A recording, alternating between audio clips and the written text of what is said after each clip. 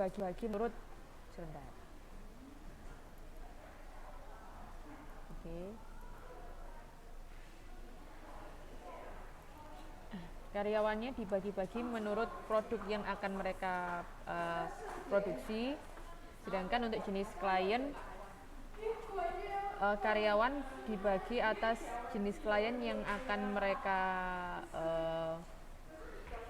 mereka layani. Misalnya kalau di buku kan contohnya misalnya ada klien yang yang pembeli eceran atau dia itu seorang distributor.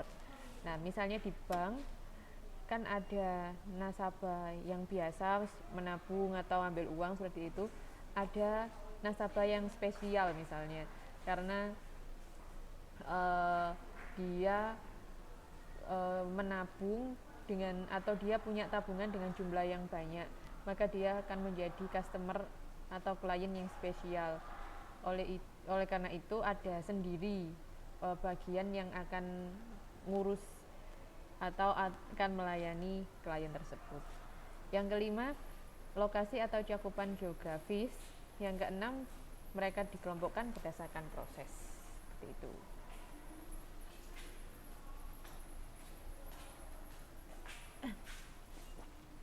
Nah, yang kedua yaitu diferensiasi vertikal, merupakan tingkat kedalaman struktur suatu organisasi atau menunjukkan besarnya jumlah tingkatan hierarki dalam organisasi.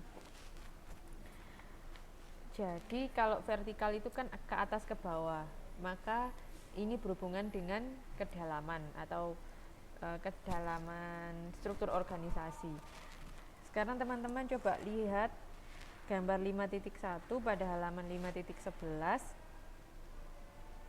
Di situ kan ada organisasi dengan anggota 10 karyawan dan organisasi dengan anggota 120 karyawan. Di situ jika karyawannya 10 orang, maka dia punya pimpinan satu. Maksudnya satu orang mengepalai 10 karyawan. Misalnya 120 orang karyawan, berarti ada 12 pimpinan, seperti itu. Nanti dari 12 pimpinan itu kita lihat gambar yang kedua ya, yang 120 orang. Yang paling bawah itu kan karyawan, ada 120 orang, tapi itu disingkat jadi cuma ada 40 orang. Nah, setiap 10 karyawan itu punya satu pimpinan. Berarti kan ada 12 pimpinan. Nah, dari 12 pimpinan itu 6 di antaranya punya satu pimpinan lagi di atasnya. 6 yang lain juga punya satu lagi. Jadi ada 2 pimpinan yang mengepalai 12 orang pimpinan lainnya. Dan 2 orang tersebut dikepalai oleh pimpinan paling atas, ya, pusat, intinya istilahnya pimpinan pusat lah, seperti itu. Nah, jadi semakin banyak karyawannya, semakin banyak tingkatannya. Diferensiasi vertikalnya semakin banyak kalau dalam contoh ini. Tapi jumlah anggota yang sama belum tentu diferensiasi vertikalnya sama, karena itu tergantung dari organisasi. Misalnya bagian ini dilakukan oleh perusahaan A, tapi di perusahaan B meskipun dia punya anggota karyawan 120, tes.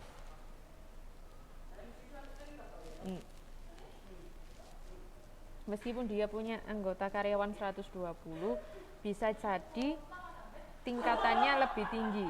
Kalau ini kan ada 1, 2, 3, ada 1, 2, 3, 4. Ada 4 tingkatan. Mungkin di perusahaan B 120 karyawan itu menjadi 5 atau 6 tingkatan. Jadi semua itu tergantung kebijakan organisasi. Seperti itu. Nah, besarnya rentang kendali atau span of control merupakan jumlah maksimum bawahan yang masih bisa dipimpin secara efektif oleh atasan. Kalau di contoh bagan ini satu atasan 10 karyawan. Berarti span of controlnya jumlah maksimum bawahannya adalah 10. Misalnya 11, dia sudah tidak bisa efektif lagi memimpin kelompok tersebut. Span of control sendiri akan besar. Jika span of control besar, berarti bawahannya banyak. Bentuk organisasinya mendatar. Ngerti maksudnya ini? Jika span of controlnya kecil, bawahannya sedikit, bentuk organisasinya tinggi atau tall. Ada yang bisa menerangkan ini? Kenapa kok bisa begitu?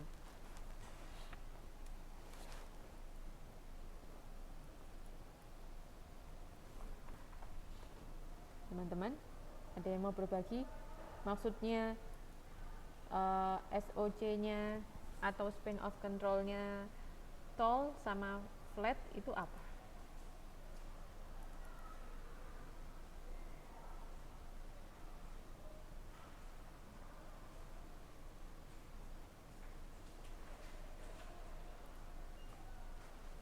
Halo, kok sepi teman-teman?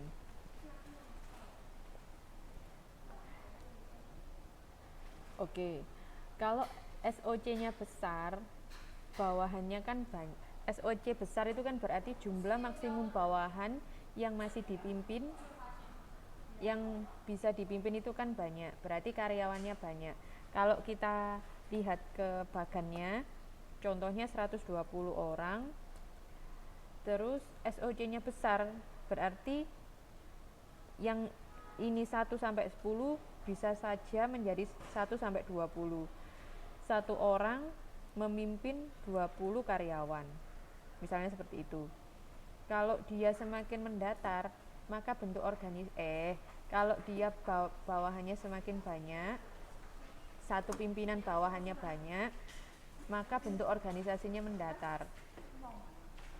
Nah, kalau SOC-nya kecil, berarti satu pimpinan cuma bisa mengurus 5 karyawan, misalnya memimpin 5 karyawan. Berarti kan bentuk organisasinya akan tinggi, seperti itu.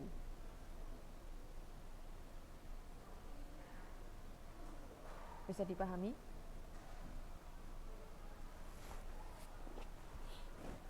Mbak Naning, ada yang mau disampaikan?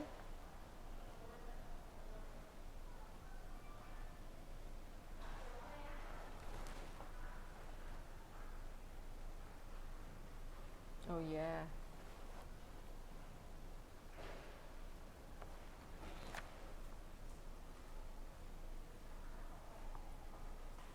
Sudah jelas ya teman-teman ya. Oke.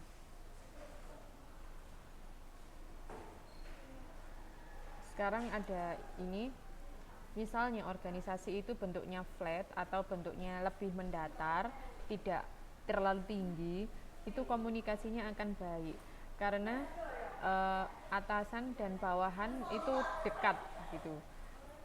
Kemudian tapi pengawasannya itu longgar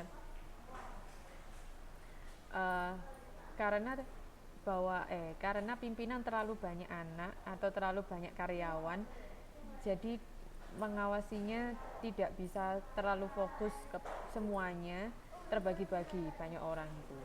Terus kemungkinan promosi berkurang.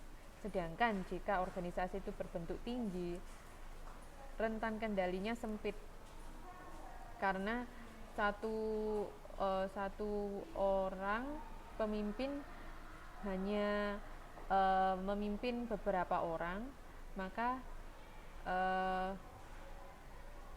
rentan kendali atau dia itu bisa mengendalikan dengan lebih baik karena atasan memiliki banyak waktu untuk memimpin bawahannya, seperti itu. Mbak Friska?